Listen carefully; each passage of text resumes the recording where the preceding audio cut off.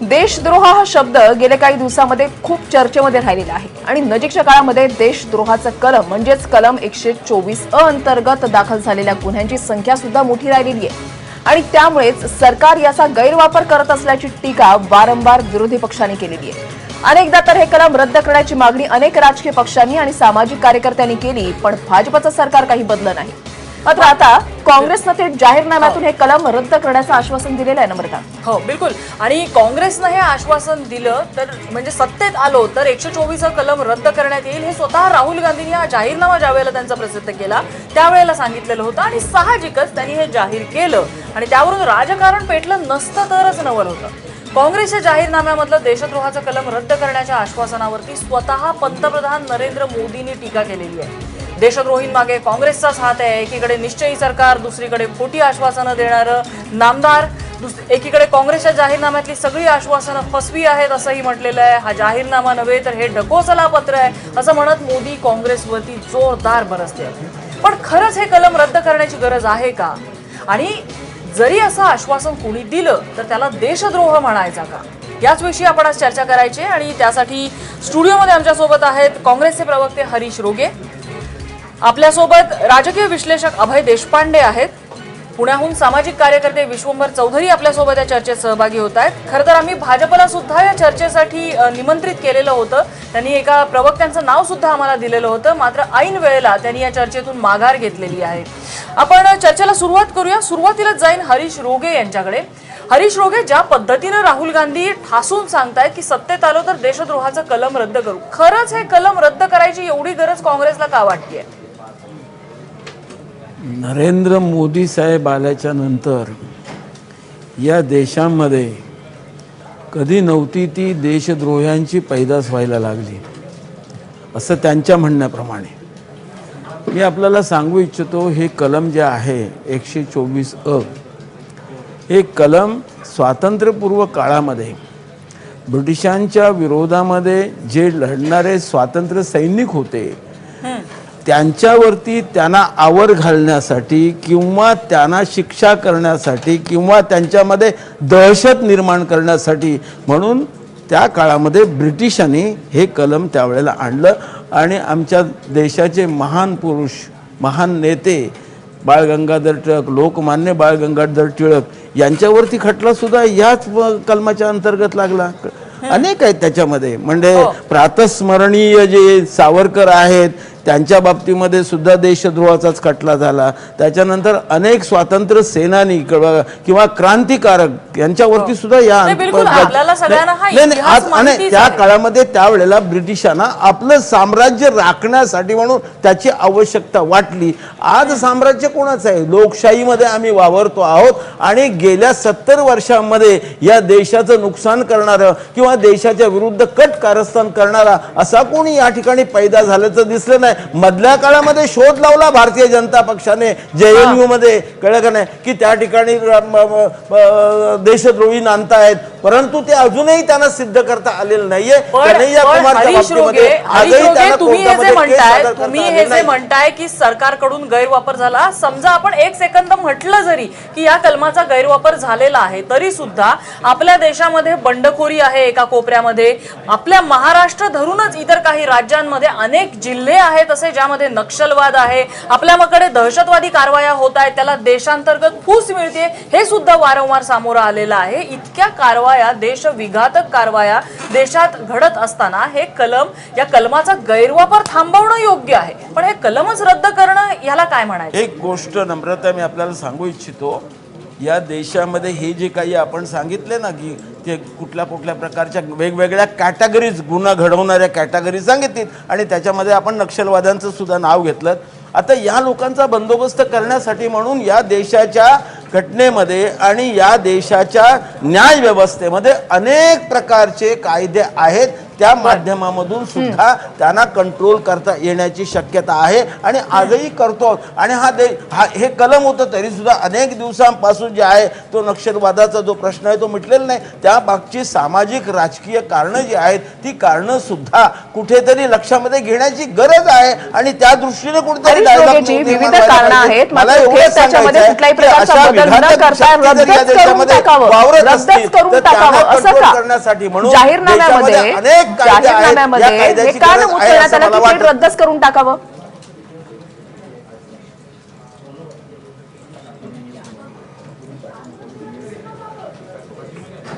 रोगेजी, काय प्रश्न मला कळला? हरीशजी, विविध मुद्दे आहेत, विविध प्रश्न आहेत, त्याच्यामध्ये बदल करू शकतो ना. मात्र आम्ही जर सत्तेमध्ये आलो तर देशद्रोहाचा कलमच रद्द करून टाकावं हे जाहीरनाम्यामध्ये का नमूद करण्यात आलं? मी वृषाली मगाशीच सांगितलं आपल्याला की अशा प्रकारे विघातक शक्ती जर समजा असतील आमच्या देशामध्ये तर त्यांना व्यसन घालण्यासाठी, त्यांना कंट्रोल करण्यासाठी आमच्या न्याय व्यवस्थेमध्ये अनेक कायदे आहेत, घटनेमध्ये सुद्धा अनेक कायदे आहेत. आणि म्हणून मी सांगतो हा कायदा असलाच पाहिजे. आणि एक सांगितलं, आज राहुल गांधींनी सांगितलं की आम्ही सत्तेमध्ये आलो तर हा कायदा आम्ही रद्दबादल करू, परंतु तो संसदेत येणार आहे ना, लोकांच्या समोर येणार आहे, लोकप्रतिनिधींच्या म्हणजे समोर जाहीरनाम्यामध्ये येणार आहे. फक्त त्यावेळेला आश्वासनाच्या त्याच्यावरती डिबेट देऊन होणार टाकलेलं आहे. आहे. त्यावेळेला आज सर्टिफिकेट देत सुटलेले आहेत ना सगळ्या इतर लोकांना. बिलकुल, तुम्ही म्हणताय तसं की जाहीरनाम्यामध्ये सध्या हे आश्वासन दिलेलं आहे ते पुन्हा एकदा संसदेच्या पटलावरती चर्चेसाठी येईल. जर समजा काँग्रेसचं सरकार आलं तर, आणि जर समजा त्या ठिकाणी एकमत झालं तर ते रद्द होईल. म्हणजे खूप लांबची प्रक्रिया आहे. मात्र तत्पूर्वी पंतप्रधान नरेंद्र मोदींनी काँग्रेस हे कलम रद्द करण्याचं आश्वासन देत आहे, म्हणजे देशद्रोहांना पाठीशी घालतंय असा आरोप केलेला आहे. याला नेमकं काय म्हणायचं, याच्यात तथ्य आहे का?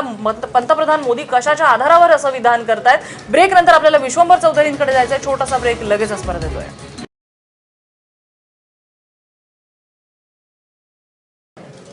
ब्रेक नंतर आपल्या सर्वांचं पुन्हा एकदा स्वागत. आपण पाहताय माझा विशेष. आज आपण विषय घेतलेला आहे, काल काँग्रेसकडून तो जाहीरनामा समोर करण्यात आला, प्रसिद्ध करण्यात आला. त्याच्यामध्ये एक मुद्दा होता की देशद्रोहाचं कलम जे आहे ते आमच्याकडून रद्द केलं जाईल जर आम्ही सत्तेमध्ये आलो तर.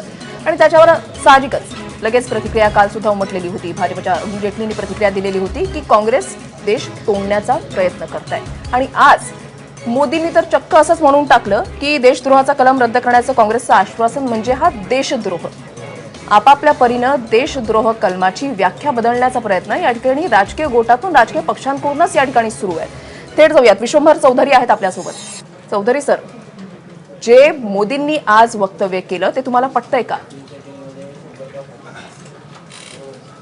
नाही, आपण पहिल्यांदा हे समजून घेतलं पाहिजे की नरेंद्र मोदी जर देशद्रोह म्हणत असतील किंवा राहुल गांधी त्याला देशद्रोह म्हणत असतील तर त्या दोघांनी कदाचित हे कलम वाचलेलं नाहीये, कारण हे देशद्रोहाचं नसून हे सरकारद्रोहाचं कलम आहे. मी फक्त 1 मिनिटात आपल्या श्रोत्यांसाठी, प्रेक्षकांसाठी ते वाचतो. Whoever by words either spoken or written or by signs or by visible representation or otherwise brings or attempts to bring into hatred or contempt or excites of attempts to excite disaffection. शब्द काय बघा, disaffection towards the government of India, towards the government established by law in India. Established by law in India he British term आहे 1860ची, कारण त्यावेळेला कुठल्या तरी British कायद्याने आपली सरकार स्थापनायची. आता आपली सरकार कॉन्स्टिट्यूशन बाय कॉन्स्टिट्यूशन घटनेने स्थापन होतात. हे कलम इतकं रेडंडंट आहे. हे कलम देशद्रोहाचं नाही, हे कलम सरकारद्रोहाचं आहे.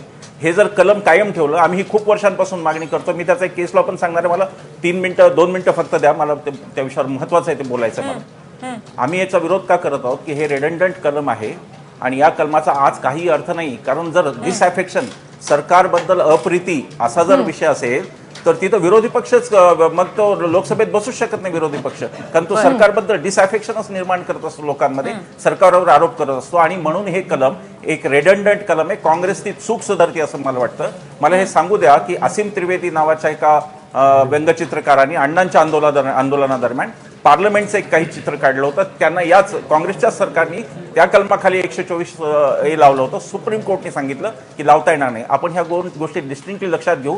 पंतप्रधान लोकांच्या मध्ये भ्रम पसरवत आहेत. एक तर त्यांना 124 कलम कळत नाहीये, पंतप्रधानांनी ते वाचलेलं नाही, कळत नाहीये, नाही तर ते कळून ते भ्रम असा पसरवत आहेत की हे देशद्रोहाचं कलम आहे. त्याचं कारण असं की राष्ट्रगीत, राष्ट्रध्वज, राष्ट्रचिन्ह याबाबतची जी देशद्रोहाची कलम आहे ती आजही कायम आहेत. राष्ट्रगीत चालू असताना मी जर त्यात अडथळा आणला तर मला देशद्रोहाच्या गुन्ह्याखाली अटक होते.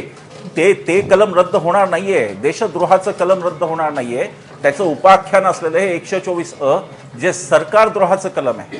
आपण क्लिअरली वाचलं की सरकार established by law, government established by law, आपली गव्हर्नमेंट एस्टॅब्लिश्ड बाय कॉन्स्टिट्यूशन आहे. ती इंग्रजांची वर्डिंग आहे, कारण इंग्रज त्यावेळेला ते करायचे. त्यामुळे मला हे पहिल्यांदा सांगितलं पाहिजे, हे सरकारद्रोहाचं कलम आहे, हे देशद्रोहाचं नाही, आणि ते रद्द व्हायलाच पाहिजे. आमच्यासारखे अनेक लोक लढलेले आहेत, कारण सरकारांनी वेळोवेळी, मग ते काँग्रेस असो, आता तर रोगे साहेब म्हणाले अगदी बरोबर आहे, भाजपच्या काळात तर ते सोडून संघवाले भाजपवाले सोडून सगळेच देशद्रोही आहेत. त्यामुळे वारंवार त्याचा विश्वंभर चौधरी तुम्ही असं म्हणताय त्यानुसार 124 चा राजकीय फायद्यासाठी वापर होतोय. भाजपच नाही, काँग्रेस सुद्धा, काँग्रेसच्या काळात तुम्ही जे उदाहरण दिलं त्यावरनं केशव उपाध्याय, आता विश्वंभर चौधरींनी थेट आरोप केलाय की मोदींना सुद्धा 124 हे कलम काय आहे त्याचा अर्थच कळत नाहीये आणि त्याच्यावर थेट आरोप होत आहेत. आणि मोदी सुद्धा संभ्रम पसरवण्याचा प्रयत्न करतायत. आता सगळी जगातली बुद्धी ही विश्वंभर चौधरींकडे असल्यामुळे आणि त्यांना स्वाभाविकपणे इतरांना कोणाला काही कळतच नाही अशी त्यांच्या भावना असल्यामुळे त्याबद्दल फार काही व्यक्त करावं करू नका. नाही, व्यक्तिगत शेरेबाजी करणार ती तुम्ही आता व्यक्तिगत शेरेबाजी करू नका. मोदींना कळलं नाही ही वस्तुस्थिती. तुम्ही करते चांगलं, स्वतः आलं की मात्र अंगावर घ्यायचं, हे बरोबर नाही चौधरी साहेब. आता एक तर तुम्ही बडबड करत असता, वाचलं की कळतं. एस्टॅब्लिश गव्हर्नमेंट सहिष्णुतेच्या वेळ कमी आहे, मुद्दे खोडून काढू शकता. केशव उपाध्याय, तुम्ही विश्वंभर चौधरींचे मुद्दे खोडून काढा, तुम्हाला वेळ दिलेला आहे त्यासाठी. जगातलं स्वतःला सगळ्यात कळतं. हा मुळात खोटा मुद्दा आहे ढोंगी सेक्युलरवाद्यांचा.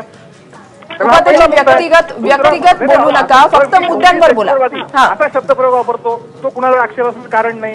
ढोंगी सेक्युलरवाद्यांना जगातलं सगळं कळतं, अशा प्रकारच्या भावना काही जणांच्या असतात, अशा ढोंगी सेक्युलरवाद्यांच्या भावना असतात. त्याचा मला काही आक्षेप नाही, तर त्यांना त्याबद्दल व्यक्त होण्याची काही मला आवश्यकता वाटत नाही. यातला पहिला मुद्दा. दुसरा मुद्दा त्या सगळ्या विषयातलं की असं आहे की या सरकारबद्दल टीका करण्याचा, सरकारबद्दल अतिशय कठोर शब्दात बोलण्याचा, सरकारच्या विरोधामध्ये एखादी भूमिका पटली नाही तर ती स्वतः तितक्याच तीव्रतेने मुद्दा मांडण्याचा पूर्णपणे लोकशाही मार्गाने हा प्रत्येकाला अधिकार असला पाहिजे. त्या अधिकाराबद्दल कुणीच अधिक्षेप केला नाही, त्याचा आक्षेप होण्याचं असलं कारण नाही. पण त्याचबरोबर या देशाचे तुकडे होऊ दे अशा प्रकारची भाषा जर कोणी म्हणत असेल आणि जर त्या ठिकाणी जर तुम्हाला देशद्रोह, तुम्हाला त्या ठिकाणी अरे मानवतेच्या भावनेने बघितलं पाहिजे, काय झालं केवळ घोषणा तरी दिल्या, अशा नाटकीपणाने अशा ढोंगी सेक्युलरवाद्यांची जी भूमिका असते तिथे आमचा आक्षेप आहे. तिथे शेवटी तुमची माझी सगळं सहिष्णुता तुम्ही आम्ही तेव्हा आहोत ज्यावेळी हा देश असेल आणि देश तुकडे तोडण्याच्या भाषा जर कोणी करत असेल तर मला असं वाटतं त्या ठिकाणी देशद्रोहाचं कलम असलंच पाहिजे. आज ही पहिली पायरी आहे, उद्या त्या पुढच्या पायरी पण कुठपर्यंत तुम्ही जाणार. शेवटी तुम्हाला स्वातंत्र्य आहे, हवं ते बोलण्यास स्वातंत्र्य आहे, पण ते स्वातंत्र्य जबाबदारीने येतं आणि ते जबाबदारीचं भान जर केशव उपाध्यायची काँग्रेस देश तोडण्याची भाषा करते असं तुम्हाला थेट म्हणायचंय? काय झालं? काँग्रेस देश तोडण्याची भाषा करते असं तुम्हाला थेट म्हणायचंय? ज्या लोकांनी ज्यावेळी देश के तुकडे होंगे अशा पद्धतीच्या घोषणा दिल्या गेल्या, त्याच्यानंतर त्या ठिकाणच्या जे आंदोलन ज्या ठिकाणी सगळे सुरू होतं त्याला पाठिंबा द्यायला राहुल गांधी स्वतः गेले होते. त्यामुळे ही तर हे धडधड इतिहास आहे. मी म्हणण्यापेक्षा ठीक आहे, तुमचा मुद्दा लक्षात आलेला आहे, तुमचा मुद्दा लक्षात आलाय. मला अभय देशपांडेंकडे जायचं. अभय देशपांडे, एकीकडे या कलमाला देशद्रोह म्हटलं जाते, एकीकडे त्याला सरकारद्रोह विश्वंभर चौधरींनी आता का म्हणायचं त्याचा उल्लेख त्यांनी स्पष्टीकरण दिलं. एक आहे की हे कलम ज्या ठिकाणी आहे त्याच्या खाली त्याची काही स्पष्टीकरणं दिलेली आहेत की कोणत्या प्रकरणात हे कलम लागू करावं किंवा करू नये. ही स्पष्टीकरणं आपण विसरतोय का? म्हणजे एकूणच राजकीय फायद्यासाठी प्रत्येक जण त्याचा सोयीने वापर किंवा गैरवापर करतोय. विश्वंभर चौधरी यांनी कायदा काय म्हणतो ते सेक्शन पूर्णपणे वाचून दाखवलेलं आहे. प्रश्न आहे तो सेक्शनच्या इंटरप्रिटेशनचा. बरं, तो प्रश्न आजचा आहे का? तर नाही. तर केदारनाथ वर्सेस बिहार अशी 1960 सालची केस आहे, विश्वंभर चौधरींना माहीत असेल ती. तेव्हापासनं या संदर्भातली चर्चा चालू आहे की हे ब्रिटिशांनी त्यांची राजवट भारतातली कायम ठेवण्यासाठी आणलेलं जे कलम आहे ते पुढे ठेवावं का? म्हणजे तेव्हापासून ते Balwant Singh versus state of Punjab असं एक 92 सालचं प्रकरण होतं ज्याच्यात त्यांनी खलिस्तान जिंदाबाद अशी घोषणा दिल्यामुळे त्यांच्या विरुद्ध देशद्रोहाचा गुन्हा दाखल केला होता. आणि या सर्व प्रकरणामध्ये वेळोवेळी उच्च न्यायालयाने, सर्वोच्च न्यायालयाने जे निवाडे दिलेत त्या निवाड्यांमधला सूर एकच आहे की याची व्याप्ती आणि व्याख्या एवढी हे आहे, मोठी आहे की त्याचं हवं तसं इंटरप्रिटेशन करून त्याचा गैरवापर होऊ शकतो, ज्याचं उदाहरण आता विश्वंभर चौधरींनी दिलं. जर हा गैरवापर रोखायचा असेल तर काय करायचं? तर त्याच्यामध्ये दोनच मार्ग असतात, जे आज मागच्या म्हणजे काल जाहीरनामा झाला त्याच्यात 2 कायद्याचा उल्लेख झाला. एक होता आर्म फोर्सेस स्पेशल ऍक्टचा आणि एक होता याचा. तर एकामध्ये अमेंडमेंट करायला सांगितली, आश्वासन दिलंय, आणि दुसरा रिपील करायला सांगितलंय. जर कायद्याचा मिसयूज होत असेल तर तो रिपील करावा लागतो किंवा तो दुरुस्त करावा लागतो. तर ते दुरुस्त करण्याची गरज आहे का? तर इतर कायदे हे सगळे जे गुन्हे आता ज्याचा उल्लेख केशवरावांनी केला ते गुन्हे नोंदवण्यासाठी जर इतर कायदे आणि त्याच्यातले कलम सक्षम असतील तर या कायद्याची ज्याचा की गैरवापर होऊ शकतो. आता त्याची व्याप्ती एवढी मोठी आहे नम्रता, की आता जुनी लोक म्हणतात की यांच्यापेक्षा ब्रिटिशांची राजवट बरी होती, तो राजद्रोह होणार का? किंवा मराठवाड्यातल्या लोकांनी सांगितलं रजाकार बरे होते, मग त्यांचं तोही राजद्रोह का? म्हणलं मला वाटतं की ह्याचा वापर कशा पद्धतीने कुठेही होऊ शकतो. 2 वर्षापूर्वीचं उदाहरण आहे, त्याच्यात हे कलम पोलिसांनी नंतर लावलं नाही, परंतु बंद विरोधात एका FB पोस्टवर 2 मुलींनी काहीतरी लिहिलं फेसबुकवर, म्हणून त्यांना अटक केली आणि त्याच्यावरून राष्ट्रीय पातळीवर गोंधळ झाला होता. तर जे कायद्यांचा गैरवापर होतो त्यांचा पुनर्विचार झाला पाहिजे.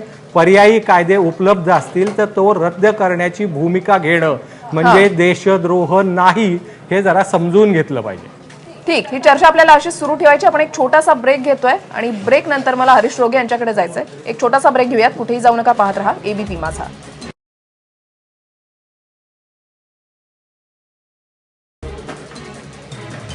ब्रेक नंतर आपल्या सर्वांचं पुन्हा एकदा स्वागत. देशद्रोहाचा कलम रद्द करण्याचं काँग्रेसचं आश्वासन हा देशद्रोह आहे का, या अनुषंगाने आपण या ठिकाणी चर्चा करण्याचा प्रयत्न करतोय. थेट जाऊया, काँग्रेसचे प्रवक्ते हरीश रोगे आपल्यासोबत आहेत. रोगेजी, म्हणजे आज तुम्ही ही भाषा बोलताय की आम्ही हे कलम, जर आम्ही सत्तेमध्ये आलो तर देशद्रोहाचा कलम हे आम्ही रद्द करू. तुमची सत्ता होती की त्यावेळेला विचार का नाही झाला? निवडणुकीच्या तोंडावर फक्त हा विचार होतोय, देशद्रोहाच्या कलमाचा मुद्दा पुढे केला जातोय. आता हेच त्यांना ब्रेकमध्ये सांगत होतो मी, की म्हणलं की तुम्ही म्हणताय स्वातंत्र्याच्या पूर्वीच्या काळातलं कलम आहे, ते इतके वर्ष का केलं नाही रद्द? ते अभय सर येते तुमच्याकडे. हरीश रोगे सरांसाठी हा प्रश्न होता. अभयजी, खरं म्हणजे या कलमाच्या बाबतीमध्ये विश्वंभर चौधरी आणि अभय देशपांडे यांनी खरं वास्तव आपल्या समोर मांडलेलं आहे. त्यामुळे मी जास्त खरं म्हणजे काय जास्त बोलणार नव्हतो, बोलण्याची गरजही नाही. त्यांनी स्पष्ट सगळ्या गोष्टी केलेल्या आहेत. आता अभयने सांगितलं की 70 वर्ष तुमची सत्ता होती. 70 नव्हती हो, कळलं का नाही? मध्ये 3-4 वेळेला, अनेक वेळेला ब्रेक सुद्धा आला. आणि एक गोष्ट आपण लक्षामध्ये घ्या, एखादा विषय ज्या वेळेला लोकांच्या समोर असतो त्यावेळेला त्याच्यावरती सातत्याने कळकना विचार मंथन होत असते, चर्चा होत असते. लगेच त्याच्या बाबतीमध्ये काही निर्णय घेता येत नसतात. आत्ता हा आमचा जो जाहीरनामा आला, त्या जाहीरनाम्याच्या बाबतीमध्ये या देशातल्या अनेक लोकांच्या बरोबर, अनेक विचारवंतांच्या बरोबर सातत्याने चर्चा करण्यात आली आणि त्याच्यामधून जे ते विचारमंथन होऊन जे काही आलं ते आम्ही लोकांच्या पुढे ठेवलेलं आहे. आता खरं म्हणजे मी सांगतो आपल्याला की मगाशी आमचे मित्र केशव उपाध्याय हे त्यांचा प्रतिवाद करत होते विश्वंभर चौधरींचा. अहो, एक गोष्ट लक्षामध्ये घ्या ना, की त्या कन्हैया कुमारच्या बाबतीमध्ये देश तोडणार, तुकडे करणार, अमकं तमकं हे गेल्या 3 वर्षापासून आम्ही ऐकत आलेलो आहोत. अहो, मग त्या कन्हैया कुमार आता तो इलेक्शन लढवतोय, कळलं का नाही? इलेक्शन लढवतोय भारतीय कायद्याप्रमाणे, भारतीय लोकशाहीप्रमाणे. मग आता याला गेल्या 3-3.5 वर्षामध्ये जर तो गुन्हेगार आहे, जर तो देशद्रोही आहे, तर त्याच्यावरती कळलं का नाही कारवाई अजूनपर्यंत करायला तुमचे हात कोणी जखडून ठेवलेले होते? खरं सांगायचं तर मुद्दा असा आहे, काही दिवसापूर्वी नितीन गडकरी साहेबांनी म्हटलंय, मी म्हटलेलं नाहीये, अरे भाई अच्छे दिन हमारे गले की हड्डी बन गए है. म्हणजे तुम्ही देशामध्ये अच्छे दिन आणू शकलात नाही. 5 वर्षापूर्वी जी लोकांना आश्वासनं दिली ती पुरी करू शकलात नाही आणि म्हणून आज आता बघा ना, आमचा जाहीरनामा आला, त्याच्यावरती अनेक सामाजिक आणि राजकीय मुद्दे आहेत. चर्चा कुठल्यावरती करता?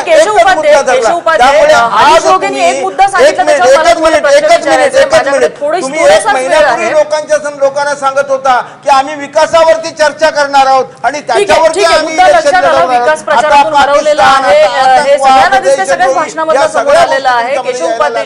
एवढंच मी सांगतो की हरीश रोगेंनी आता सांगितलं की देशद्रोहाचा मुद्दा आला की कायम तुम्ही कन्हैया कुमारचं किंवा आणखीन काय भारत तेरे तुकडे होंगे अशा घोषणा देणाऱ्यांचं उदाहरण पुढे करता. बीफ बँडच्या वेळेला देशद्रोहाचा आरोप झाला, इतर आणखीन राफेलच्या बद्दल बोलणाऱ्या लोकांसाठी देशद्रोहाचा आरोप झालेला होता. एक गोष्ट हा एकच मुद्दा नाही, इतर अनेक अनेक मुद्दे मुद्दे ज्याच्यावर आहेत. देशद्रोहाचा आरोप केलेला आहे भाजपने. 10 मुद्द्यांचे उत्तर देतो. एक फक्त मला बोलू द्या नम्रताजी. प्रश्न असा आहे की मुळामध्ये पहिल्यांदा विशंबर चौधरींनी ते अर्धवट वाचून दाखवलं. ते खरं वाक्य असतं 124चं, जो कोणी भारताचा राष्ट्रपती किंवा कोणत्याही राज्याचा राज्यपाल याला राष्ट्रपती किंवा राज्यपाल म्हणून असलेल्या कोणत्याही कायदेशीर अधिकार रीतीने वापरण्यास किंवा वापरण्यास टाळण्यास, त्याला प्रवृत्त करण्याच्या किंवा भाग पाडण्याच्या उद्देशाने असा अथवा फौजदारी पात्र बलप्रदर्शन करून त्याला दहशत घालील अथवा दहशत घालण्याचा प्रयत्न करील, त्याला हा त्या अंतर्गतलं हे कलम आहे. त्याच्यामध्ये काय 7 वर्ष शिक्षा वगैरे याच्यामध्ये मुळामध्ये फक्त आम्ही सातत्याने चर्चेत आणलं, जे तुकडे तुकडे होईल किंवा या पद्धती चर्चा झाली त्याला आक्षेप आम्ही घेतला. बीफच्या संदर्भातलं कुणीही देशद्रोहाची भाषा बोलली नाही, कुठल्या प्रकारची कायदेशीर कारवाई सुद्धा त्या विषयात झाली नाही. कुणीतरी एखादा सामान्य कुणीतरी बोलला आणि त्याच्यावर लगेच मग काँग्रेसच्या किती नेत्यांच्या चुकीच्या विधानांचं किती कायदेशीर कारवाई झाली नाही ही वेगळी गोष्ट, मात्र कायद्याची धमकी दिली जात होती, कायद्याची धमकी दिली जात होती, कारवाई करण्याची धमकी दिली जात होती. राहुल गांधींनी ज्या पद्धतीने जी लावण्याचा उल्लेख केला ती काँग्रेसची अधिकृत भूमिका अशी म्हणायची, कारण काँग्रेस अध्यक्षच ते म्हणतात दहशतवाद्यांना जी शब्द काँग्रेसवाले लावतात. त्या मुद्द्याकडे आपण नको जाऊया केशवपाध्येजी. केशवपाध्येजी तो मुद्द्यावर असं जाऊया की देशद्रोहाच्या मुद्द्यावर आणखी चर्चा करतोय. देशद्रोहाचा गुन्हा टाकायचा आहे. तुम्ही राहुल गांधींवर देशद्रोहाचा गुन्हा टाकणार आहात का? की एका दहशतवाद्याला त्यांनी जी म्हणून आदरार्थी नावाने संबोधित केलं म्हणून देशद्रोह झालेला आहे? नाही देशद्रोह झालेला नाही. मी ते सांगतोय तुम्हाला, मी तुम्हाला सांगण्याचा प्रयत्न करतोय की तुम्ही बीफ बद्दल एखादा सामान्य कार्य कुणीतरी बोललं तर त्याच्यावरून तुम्ही भारतीय जनता पार्टीला दोषी ठरवून त्याच्याबद्दल इथे मला प्रश्न विचारताय. मग थेट राहुल गांधी जी लावतात एका दहशतवाद्याला, म्हणजे ती काँग्रेसची अधिकृत भूमिका म्हणायची का? केशवपाध्येजी, आम्ही भाजपला या ठिकाणी दोषी ठरवण्याचा प्रयत्न अजिबात करत नाही आहोत. जी वाक्य ज्या काय म्हणतात एक रिॲक्शन ज्या आल्या, जी जे वक्तव्य केलं गेलं त्याच्यावर ज्या प्रतिक्रिया आल्या आणि त्याच्यावरून हा प्रश्न जो आहे तो निर्माण होतोय की ते प्रत्येक मुद्द्यावरून हे काही जरा झालं की ह्याला देशद्रोहायला ठरवायचं का? हे सातत्याने प्रश्न निर्माण होतातच आहेत की बोलतील ते देशद्रोहाचीच भाषा असेल याच्याबद्दल दुमत असण्याचं कुणाच्या मनात शंका नाही. तुम्ही हवी ती टीका करा, पण शेवटी हा देश आहे आणि देश असाल तर आपण आहोत ही भावना आहे. ठीक आहे, त्याला आक्षेपच आहे. ठीक आहे विश्वंभर चौधरीजी, एक मुद्दा यामध्ये की हे कलम रद्द करण्याची भाषा होतीये, अशी शक्यता आहे का की हे कलम कदाचित आपल्याला गरजेचं पडू शकतं, त्यामुळे याच्यामध्ये याचा गैरवापर होणार नाही या दृष्टीने सुधारणा कराव्या रद्द करण्याच्या ऐवजी, हा एक पर्याय असू शकतो का यामध्ये? मला ते केशवपाध्यांनी कुठून वाचलं माहिती नाही, माझ्या याच्यात तर काही राज्यपाल वगैरेचा उल्लेख नाही. पण आपण एक गोष्ट म्हणजे महत्त्वाचा मुद्दा एक लक्षात घेऊ, इंडियन पिनल कोड असो किंवा कुठलाही क्रिमिनल ऍक्ट असो त्याच्यामध्ये इंटेन्शन फार महत्त्वाचं आहे. मला आता केशवपाध्यांना हे विचारायचं आहे की जर हे कलम देशद्रोहाचे आहे याच्यावरती अनेक खटले दाखल झाले, अनेक माझ्या ज्ञानात, म्हणजे मी सर्वज्ञानी नाही, मोदींच्या मानाने तर मला काहीच ज्ञान नाही, पण माझं जे अल्पज्ञान आहे त्यानुसार सक्सेस रेट जो या कलमाचा, म्हणजे या कलमांनी प्रॉसिक्युशन झालं 124A नी आणि ते टिकलं असं माझ्या पाहण्यात उदाहरण नाही. केशवपाध्यांकडे असेल तर त्यांनी द्यावं. ते टिकलं का नाही त्याचं कारण की क्रिमिनल ऍक्टमध्ये इंटेन्शन महत्वाचं असतं. म्हणजे समजा उद्या एखाद्या चित्रकाराने चित्र काढलं, त्याच्यात काही त्यांनी राष्ट्रचिन्हाचा अपमान केला आणि जर तो कोर्टात गेल्यावर तो म्हणला की इट वॉज अनइंटेन्शनल, मला हे इंटेन्शनल नव्हतं माझं, त्याला सुद्धा माफी मिळते, असं ते कलम आहे. मुळात एक गोष्ट लक्षात घेतली पाहिजे, हा जो सत्ताधारी पक्षाचा साईक बनलेला आहे की या देशाच्या अंतर्गतच म्हणजे माझेच नागरिक, माझाच देश आणि माझ्याच नागरिकांची फाळणी मी राष्ट्रद्रोही आणि राष्ट्रही करणार, आणि तेही हे लोक करणार ज्यांनी राष्ट्रध्वजाला मानलं नाही, ज्यांनी राष्ट्रगीताला मानलं नाही, ज्यांनी राष्ट्रपित्याला मारलं, ते लोक हे म्हणणार आहेत की राष्ट्रद्रोह म्हणजे काही आता आम्ही शिकवतो, तो राष्ट्रद्रोह मान्य होणे नाही. आपल्याला शेवटचा मुद्दा मला याच्यामध्ये एवढाच मांडायचा आहे की हे जर कलम सशक्त असतं तर हे टिकलं असतं. सुप्रीम कोर्टाच्या अनेक रुलिंग आहेत ज्याच्यामध्ये या कलमाला त्यांनी ऍप्लिकेबलच होऊ शकत नाही म्हणलेलं आहे. तर सरकार ही गोष्ट वेगळी आहे, देश ही गोष्ट वेगळी आहे. राष्ट्रगीत, राष्ट्रचिन्ह आणि राष्ट्रध्वज यांचा मी अपमान केला तर तो देशद्रोह होतो. मी पंतप्रधान, राष्ट्रपती, राज्यपाल कोणाचाही जर मी डिसअफेक्शन दाखवलं तर तो देशद्रोह होत नाही. हे केशवपाध्यांनी नीट समजून घ्यावं असं मला वाटतं. ठीक आहे, मला वाइंड अप कमेंट हवे अभय देशपांडेंकडून. अभय देशपांडे, अनेक निवाड्यांमध्ये ज्या केसेसचा आता उल्लेख केला विश्वंभर चौधरींनी त्याच्यामध्ये स्पष्टपणे सांगितलेलं आहे, म्हणजे केवळ इंटेन्शन नाही तर फक्त एक्सप्रेशन म्हणजे एक्सप्रेसिंग अँग्विश, म्हणजे ज्याच्यात फक्त तुमची उद्विग्नता व्यक्त होत असेल हा भाग वेगळा, आणि जी कृती प्रत्यक्ष सरकारच्या विरुद्ध कारवाई कृतीतून केली जात असेल तर तो वेगळ्या पद्धतीने ट्रीट केला पाहिजे, असं अनेक निवाड्यांमध्ये उच्च न्यायालयाने असेल सर्वोच्च न्यायालयाने स्पष्ट केलेले आहे. आणि त्याच्यामुळेच बहुतांश खटल्यामध्ये तिथे निर्दोष सुटलेले आहेत लोक. फक्त एवढाच आहे की ह्याचा मिसयूज जो होतो, त्याचा गैरवापर जो होतो, तो गैरवापरची जी व्याप्ती, म्हणजे आता केशव उपाध्याय बाकी सगळ्यांना सुडो सेक्युलर म्हणतील, पण त्यांचे केंद्रीय गृहराज्यमंत्री किरण रिजिजू नावाचे, त्यांनी 2016 साली लोकसभेत त्याच्यावर चर्चा झाली तेव्हा स्वतःच सांगितलं की याची व्याख्या जी आहे, व्याप्ती खूप वाईड आहे, ती आणखी प्रिसाईज करणं आवश्यक आहे. आता म्हणजे म्हणजे त्यांनी तर नक्कीच देशद्रोह केला नसेल खात्री आहे मला, म्हणजे केशव उपाध्याय सुद्धा म्हणतील ते. परंतु मला वाटतं की या कलमाचं नीट अभ्यास झाला पाहिजे आणि जर इतर कलमांद्वारे अशा गुन्ह्यांना शिक्षा होण्याची तजवीज असेल तर हे कलम राहिलंच पाहिजे असा आग्रह धरण्यात काहीही अर्थ नाही. बिलकुल, आपल्या देशामध्ये फ्रीडम ऑफ स्पीच आहे, फ्रीडम ऑफ एक्सप्रेशन आहे. आपल्या संविधानाने आपल्याला ते अधिकार दिलेले आहेत, मात्र या अधिकाऱ्यांसोबत आपल्याला जबाबदाऱ्या दिलेल्या आहेत आणि या जबाबदाऱ्या जर कोणाच्या लक्षात राहत नसतील तर त्यांना ते लक्षात आणून देण्यासाठी त्यांच्यावरती कायदा बसवलेला असतो. कायद्याचा धाक त्यांना असतो की त्यांच्या ह्या जबाबदाऱ्या त्यांच्या लक्षात राहतील. मात्र असे काही कायदे त्यांचा जर गैरवापर राजकीय हेतूने होत असेल, किंबहुना निवडणुका जवळ आल्या की एक राजकीय सोयीचं राजकारण म्हणून जर त्याचा वापर होत असेल तर हे धोकादायक आहे. हे कुठेतरी थांबलं पाहिजे. मग त्यासाठी सुधारणा आवश्यक आहे, किंबहुना ते रद्द करणं किंवा नवीन काहीतरी घेऊन येणं आणि या सगळ्यावर अंकुश बसवणं हे अत्यंत महत्त्वाचं आहे. आणि याच विषयी जाणून घेण्यासाठी आपण आज ही चर्चा केलेली होती. त्या चर्चेसाठी सगळ्या मान्यवरांनी वेळ दिला, सगळ्यांचे आभार. माझा विशेष मध्ये इथंच थांबतोय. बघत रहा एबीपी माझा.